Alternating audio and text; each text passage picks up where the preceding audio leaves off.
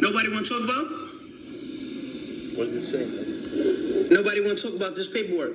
We're watching Tekashi. Nobody want to talk about it? All right, let's hear it from Shug real quick. Let's hear it from Shug. Give me 1 second. Tekashi's went live again tonight, and he talked about Meek Mills and Snoop, the two of the biggest mouths talking shit about Tekashi when he was in prison and then when he came out. And now he's just exposing them because... What'd he say? He's just exposing the fact that they associate with rats and they are rats, and just like I've never seen anyone get this honest and transparent about everything. And I actually like him as a rapper and an artist. I always have, which is kind of weird for me to say because I don't really fuck with a lot of the newer artists, but something about him just always seemed to me like really aggressive, and I don't know, I just saw something that I felt was authentic always, even like years ago when he first came out and everyone was like, who's this fucking rainbow haired dude? I was like, dude, I don't know, these beats go super hard and I kind of like the way he fucking raps on the beats and I like his voice. And when he was in prison and everyone was talking shit about him, I'm like, I used to always say there's always two sides to every story, you know? So, I don't know. I have a video on YouTube where I'm talking to an ex-felon about Tekashi. If you want to see it, you can swipe up. But I don't know. It's just pretty exciting to see, you know, hypocrites and shit talk and the industry trying to blackball him. And, you know, it's really cool to see an artist that can't be held down. He can't be held down. And I think a lot of people are scared to say that they fuck with him, but I'm not. Because Woodstock, you can see in his face that he's serious about it because his dad did 26 years and you've been around that. I've been around multiple different type of gangs, Blood, Crips, all different types of people who are Hell's Angels. Yeah. You know, if you're choosing that life, that's your choice. You can't just say, oh, well, if the shit got too serious, I'm gonna take a little pass.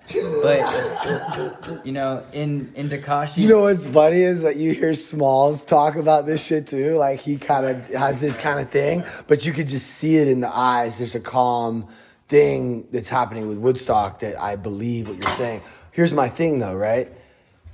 Yes, he was fucking with them, but he was out making all this money. He was out working. He was out getting fools off the fucking couch into putting their kids into school. And then they turned their back on him and started fucking him over. Now he catches a case and he's looking at time.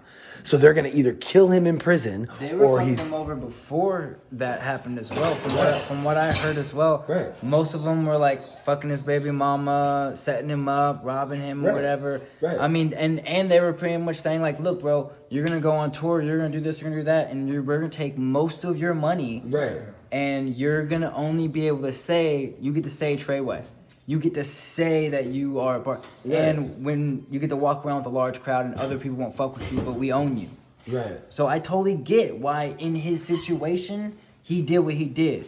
But in that community and in that world, no one's going to co-sign that. No one is going to be like, yeah, man, everyone's going to say, take your time. Do your time. Doesn't matter. Do your fucking time. That's it. And if you don't do your time, you're gonna get got. Well, no, but that's what I'm saying. That's what he's saying is he would have gotten stabbed if he did his time. That's a chance. Right. So he wasn't willing to take that chance. Yeah. So he did what he had to do. Now he's out because if those same dudes that are doing that type of shit to him on the outside, his whole thing was imagine what they're going to do to me on the inside. You want to talk about a pump? He would have been owned. You know what I mean? If they were owning him like that on the street, they would have been like, hey, ponytail boy, come here. Right. So he had to do what he had to do. And now he's out. And making that money still. So I mean, he's still succeeding. Right. But I guess what you're saying is once you decide to join that thing, you're basically fucked forever. It's a door that you open and you walk through. Right. Most people don't get to walk back through that door. And there's a chance he's gonna be not make it till 40. Oh no, for sure. Oh, 110%. I mean, let's say if he's still on the earth in 3 years. Months he's been out. You know what I mean? Mm-hmm. Like, he's been out for how much? A couple months. That's it? Oh, he's already moved like 4 times. Okay, yeah. So let's see if he's remaining breathing in 3 years. Right. You know what I mean? His bank account might still be fat. Yeah. I don't know. I don't know. We'll see. He's just doubling down. Yeah. He might make it. But... Which is so crazy. Which is like, okay, at the very least, he's got balls. Oh, 100. He's like 100.